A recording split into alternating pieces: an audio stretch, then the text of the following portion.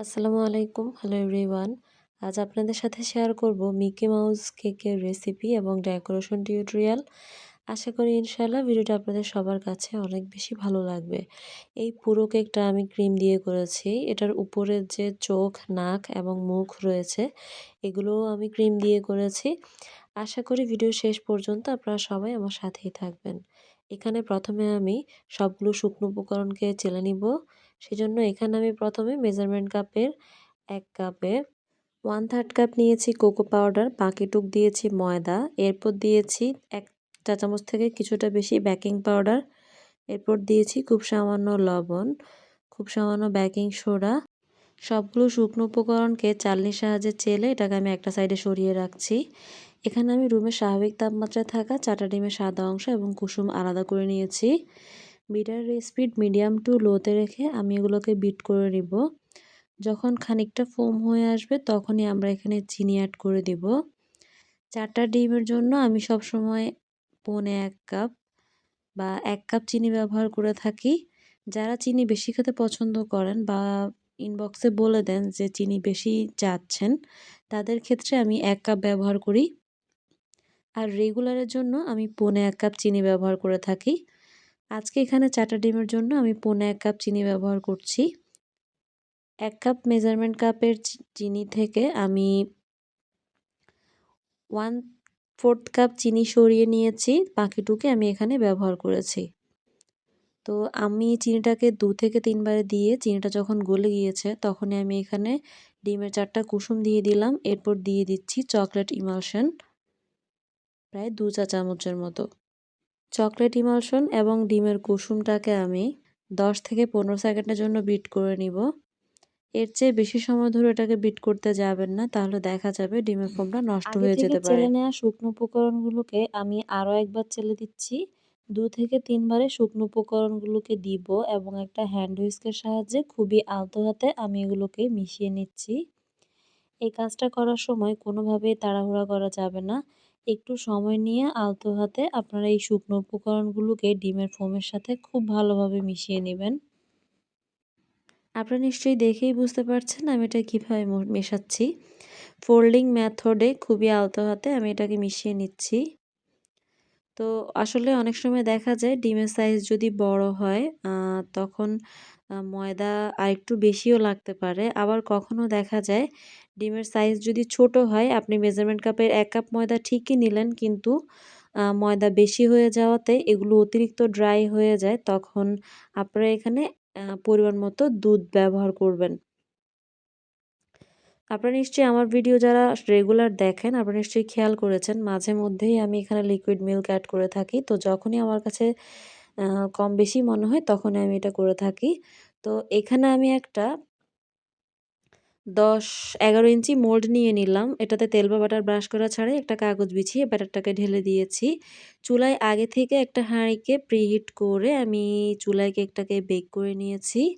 আমি একটা টুথপিকের সাহায্যে চেক করে নিচ্ছি। আলহামদুলিল্লাহ কেকটা হয়ে গিয়েছে। আপনারা নিশ্চয়ই দেখেই বুঝতে পারছেন। যেহেতু মিকি মাউস কেক, এই ৪টা ডিমের কেক হতে, হতে এদিকে আমি ২টা ডিমের কেকের বেস রেডি করে নিয়েছি। এখন আমি এটাকে চুলায় বেক হতে দিব।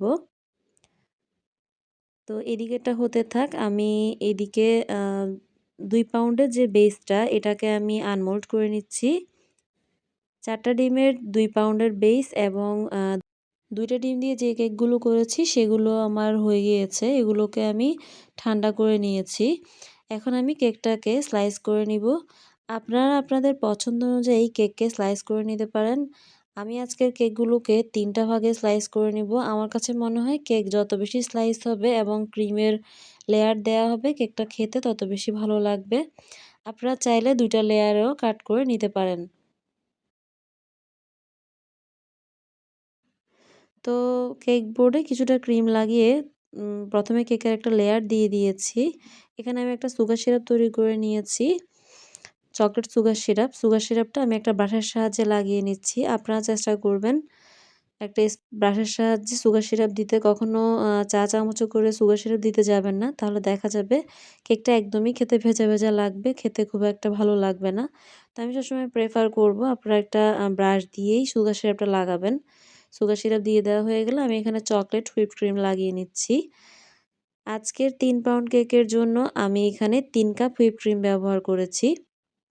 হুইপড ক্রিমের সাথে পরিমাণ মতো লিকুইড চকলেট এবং চকলেট ইমালশন মিশিয়ে এই চকলেট ক্রিমটা আমি রেডি করে নিয়েছি। এরপর আমি এখানে ডার্ক চকলেট গ্রেটারের সাহায্যে গ্রেট করে দিয়েছি।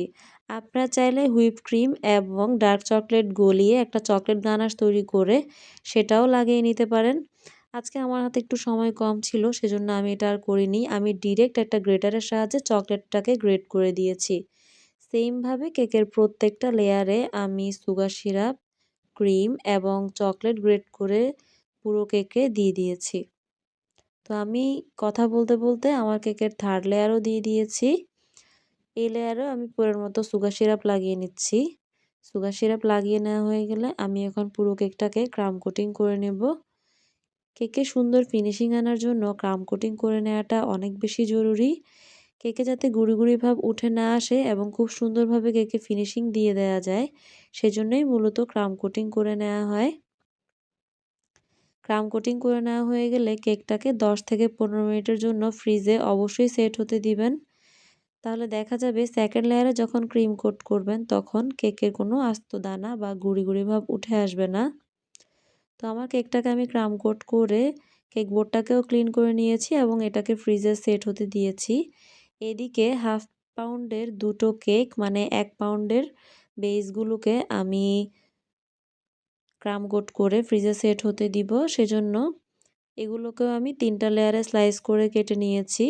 প্রত্যেকটা লেয়ারে সুগার সিরাপ এবং ক্রিম লাগিয়ে নিচ্ছি। সেমভাবে আমি আরও একটি 1/2 পাউন্ডের কেকের বেসটাকেও করে নিব।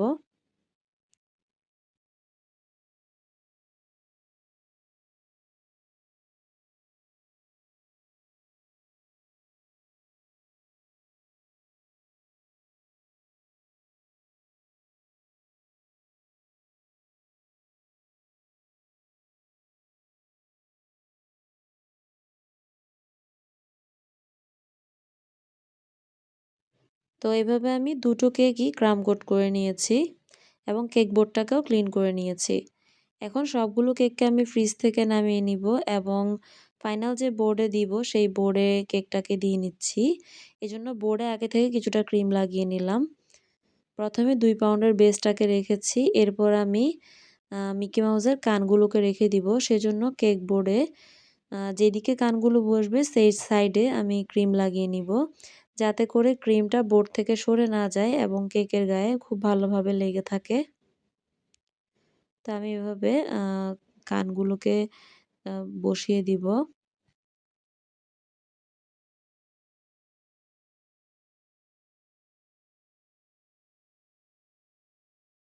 আনফরচুনেটলি সেকেন্ড হাফ পাউন্ডের কেকের বেসটা রাখার সময় আমার একটা হাত থেকে একটু স্লিপ হয়। যার কারণে এটা একটু নষ্ট হয়ে যায় সাইড থেকে।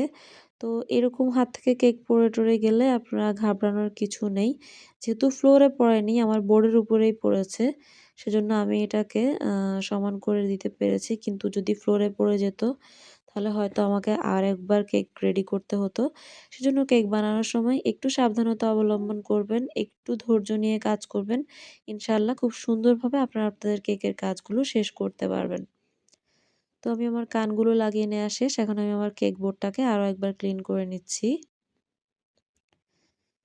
তো এখন আমি কেকের চারো সাইডে রেড কালারের ক্রিম লাগিয়ে নিব। এই ক্রিমে কালার আনার টেকনিক আমি আমার চ্যানেলে অলরেডি ভিডিও আপলোড করেছি। ব্ল্যাক কালার এবং রেড কালার দুটো কালার আনারই টেকনিক আমি শেয়ার করেছি ডিটেইলস ভিডিও। আশা করি আ ওই ভিডিওগুলো দেখলে আপনারা বুঝতে পারবেন ক্রিমে আমি কিভাবে কালার এনেছি। অনেকেরই কমপ্লেইন থাকে হুইপ ক্রিমে কালার আসতে চায় না। আসলে লং টাইম ধরে আপনারা যদি ফ্রিজে ক্রিমটা রেখে দেন তাহলে দেখবেন ক্রিমের কালারটা অনেকটাই ডার্ক হয়ে এসেছে। তো আমি একটা প্যালেট নাইফের সাহায্যে কেকের চারো সাইডে এভাবে ক্রিম লাগিয়ে নিচ্ছি। এরপর আমি এখানে একটা স্ক্র্যাপার ব্যবহার করছি। এই স্ক্র্যাপারের সাহায্যে টার্ন টেবিলটাকে ঘুরিয়ে কেকের চারো সাইডে মোটামুটিভাবে আমি একটা ফিনিশিং দিয়ে নিব। যেহেতু মিকি মাউস কেক কানের সাইড এবং নিচের সাইড আলাদাভাবে আপনাকে ফিনিশিং দিতে হবে। প্রথমে নিচের সাইড থেকে টার্ন টেবিলটাকে ঘুরিয়ে ফিনিশিং দিয়ে নিবেন, এরপর কানার সাইডে দিবেন। তো চারো সাইড যখন মোটামুটি একটু ফিনিশিং চলে আসবে তখন আমি উপরের সাইডের ক্রিমগুলোকে সমান করে দিচ্ছি প্যালেট নাইফের সাহায্যে। আপনারা চাইলে এই ক্রিমগুলো সমান করার সময় স্ক্র্যাপারও ব্যবহার করতে পারেন। আপনাদের যেভাবে সুবিধা মনে হয় আপনারা সেভাবেই করে নিবেন। তো এইভাবে আমি ক্রিমগুলোকে সমান করে দিয়েছি। আমি এখানে একটা শাঁসলিকের কাঠি দিয়ে মিকি মাউসের চোখগুলোকে একটু হালকাভাবে এঁকে নিচ্ছি, যাতে আমার এগুলো ডিজাইন করতে কোনো অসুবিধা না হয়, যাতে এদিক ওদিক না হয় বা আঁকাবাঁকা না হয়। তো এখানে আমি ব্ল্যাক কালারের ক্রিম রেডি করে নিয়েছি। এই ক্রিমের রেসিপিও আমার চ্যানেলে অলরেডি আপলোড করা আছে। আপনারা সেখান থেকে দেখে নিতে পারেন কিভাবে আমি হুইপ ক্রিমে ব্ল্যাক কালার রেডি নিয়ে থাকি, সেটা আপনাদের সাথে শেয়ার করেছি। তো এখানে আমি একটা ছোট সাইজের স্টার নজল নিয়েছি। এটার কোনো নাম্বার নেই। আপনারা যখন বেকিংয়ের দোকানে জিনিস কিনতে যাবেন তখন সেখানে দেখবেন ছোট, ছোট কিছু নজল পাওয়া যায় যেগুলোর কোনো নাম্বার থাকে না। আমি সেখান থেকেই এই 6B নজলের ছোট সাইজটা নিয়েছি। সেটা দিয়েই আমি এখন কেকের উপরিভাগে শাঁসলিকের কাঠি দিয়ে আর্ট করে নেয়া দাগ অনুযায়ী ডিজাইন করে নিচ্ছি। তো এভাবে আমি ব্ল্যাক কালারের ক্রিমের কাজ শেষ করে নিচ্ছি। এরপর আমি এখানে রেড কালারের ক্রিম দিয়ে কেকের চারো সাইডে বর্ডার এবং নিচে চারো সাইডে বর্ডার দিয়ে নিব। সেম নজল দিয়েই আমি কানের পাশে এবং মুখের পুরো চারো সাইড জুড়ে সেম নজল দিয়ে ডিজাইন করে নিচ্ছি। হুইপড ক্রিমে ডার্ক কালারগুলো করার সময় দেখা যায় অনেক বেশি কালার মিক্স করতে হয়। তো এই ব্যাপারগুলো আমরা চেষ্টা করি কাস্টমারকে আগে থেকে জানিয়ে দেওয়ার জন্য। অনেক সময় দেখা যায় অনেক কাস্টমার এই ব্যাপারে কমপ্লেইন দেয় যে কেকের ক্রিমগুলো হাতে এবং মুখে লেগে আসছে। তবে এটাতে ঘাবড়ানোর কিছুই নেই, যেহেতু এগুলো ফুড কালার, ইনশাআল্লাহ এগুলোতে কোনো সমস্যা হবে না। তারপরেও অতিরিক্ত কালার আমার মনে হয় না স্বাস্থ্যের জন্য ভালো কোনো কিছু। যেহেতু কাস্টমারের ছবি প্রেফার করা থাকে সেজন্য সেই অনুযায়ী আমাদেরকে কেক মেক করে দিতে হয়। পার্সোনালি অপছন্দ হলেও কাস্টমারের চাহিদার কারণে আমাদেরকে সেইম কালারটা নিয়ে আসতে হয় এবং কাস্টমারকে সেটা দিতে হয়। তো হুইপ ক্রিমে দেখা যায় কালার আনার জন্য প্রচুর পরিমাণে কালার ইউজ করা লাগে। আমি সবসময় রেড ওয়াইনের সেমিজেল কালারগুলোই ব্যবহার করে থাকি। তো দেখা গিয়েছে আমি যখন ব্ল্যাক কালার করছিলাম তখন আমার প্রায় ৫০ গ্রাম ব্ল্যাক কালার লেগে যায়। আবার যখন রেড কালার করছিলাম তখনও প্রায় ৫০ গ্রাম থেকে বেশি রেড কালার আমার লেগেছিল এই ডার্ক মেরুন টাইপের কালারটা আনতে। তো কালার হাতে মুখে লেগে গেলে ঘাবড়ানোর কিছু নেই। আপনারা সাবান দিয়ে ভালোভাবে ওয়াশ করে ফেললেই এগুলো চলে যাবে। তো মিকি মাউসের মোটামুটি ডিজাইন প্রায় শেষ। এখন চোখ, নাক এবং মুখ দেয়ার পালা। তো আমি ভালোভাবে বোঝার জন্য আমি আগে থেকে একটা শ্বাসটিকের কাঠি দিয়ে মোটামুটিভাবে একটু এগুলোকে ড্র করে নিয়েছি। এরপর একটা পাইপিং ব্যাগে কিছুটা হোয়াইট কালারের ক্রিম ঢুকিয়ে আ ড্র করা দাগ অনুযায়ী আমি এটাকে আর্ট করে নিয়েছি। তো আমি এখানে একটা কাগজ নিয়েছি, আ হার্ড কাগজ। সেটার মাধ্যমে আমি ক্রিমটাকে সমান করে দিচ্ছি যাতে এটা দেখতে অনেকটা ফন্ডেন্টের মতো মনে হয়। এরপর আমি আবারও শাঁসটিকের কাঠি দিয়ে ব্ল্যাক কালারের চোখের ভিতরের যে অংশটা সেটা আর্ট করে নিয়েছি এবং সেটাকেও আমি ব্ল্যাক কালারের ক্রিম দিয়ে আর্ট করে নিচ্ছি। তো এই অংশটাকেও আমি ওই হার্ড যে কার্ড অথবা কাগজ রয়েছে সেটা দিয়েই এই অংশটাকেও আমি সমান করে দিব। আমার মেয়ে আমার ক্যামেরা স্ট্যান্ড নিয়ে বারবার ধরাধরি করছিল, যার ফলে আমার ক্যামেরাটা বারবার নড়ে যাচ্ছিল। এজন্য আন্তরিকভাবে দুঃখিত। বাসায় আসলে ছোট বাচ্চা থাকলে এসব কাজ করা অনেক বেশি কষ্টকর হয়ে পড়ে। আমার শাশুড়ি যেহেতু আলহামদুলিল্লাহ আমাকে অনেক বেশি হেল্প করে, যার কারণে আমি বেকিং এর কাজ করতে পারি। না হয় আসলে ছোট বাচ্চা রেখে কখনোই এসব কাজ করা সম্ভব হয় না। তো আমি ব্ল্যাক কালারের ক্রিমটা লাগিয়ে নিয়েছি এবং সাদা অংশটাকে যেভাবে সমান করে নিয়েছি, নিচের ব্ল্যাক কালার অংশটাকেও সেম ভাবে আমি সমান করে নিয়েছি। এখন আমি মুখের অংশটাকেও সেম ভাবে লাগিয়ে নিচ্ছি। তো এই কাজ এই টাইপের কাজগুলো আমি ১ম বার করছি। আমি কখনো কেকের উপরে ক্রিম দিয়ে ওটাকে আবার এভাবে কখনো সমান করিনি। এটা আমার ফার্স্ট টাইম করা। আলহামদুলিল্লাহ এভাবে করে আমার কাছে অনেক বেশি ভালো লেগেছে। যারা ফন্ডেন্ট খেতে পছন্দ করেন না তারা চাইলে এই টাইপের কেকগুলোকে ক্রিম দিয়ে এভাবে মেক করিয়ে নিতে পারেন। তো এভাবে আ ডেকোর করার আইডিয়াটা মূলত আমি পেয়েছি YouTube থেকে। আম তো ওখানের মধ্যে দেখা যায় ওরা বেশিরভাগ যে আর্ট গুলো করে ওগুলোকে এভাবে একটা স্ক্র্যাপারের সাহায্যে বা আ কোনো কার্ডের সাহায্যে এভাবে সমান করে থাকে। তো আমার ডেকোরেশন এখন শেষ পর্যায়ে। নিচের সাইডে আ মুখের যে সাইডে রেড কালার ছিল সেটাও আমি ড্র করে দিচ্ছি এবং সেটাকে ফিল আপ করে দিচ্ছি। তো এভাবে আমি আমার কেকের ডেকোরেশন শেষ করেছি। কেকের নিচে একটা আ নেম প্লেট ছিল হ্যাপি বার্থডে। তো সেটা আমি সবশেষে বসিয়েছি। ১ম এ যখন কেক ডেকোরেশন শেষ হয় সাথে, সাথে বসাইনি। সেজন্য ওটার ছবি আপনাদের সাথে শেয়ার করতে পারিনি। সেজন্য আন্তরিকভাবে দুঃখিত। আপনারা সবাই আমার পরিবারের জন্য দোয়া করবেন। এরকম নতুন, নতুন ভিডিও পেতে আমার চ্যানেলটি অবশ্যই সাবস্ক্রাইব করবেন এবং পাশে থাকা বেল আইকনে ক্লিক করে দিবেন। যাতে আমি কোনো ভিডিও আপলোড করলেই সবার ১ম এ আপনারা নোটিফিকেশন পেয়ে যান। আজ এ পর্যন্তই। দেখা হবে অন্য কোনো দিন, অন্য কোনো ভিডিও নিয়ে। সে পর্যন্ত ভালো থাকবেন, সুস্থ থাকবেন। আল্লাহ হাফেজ।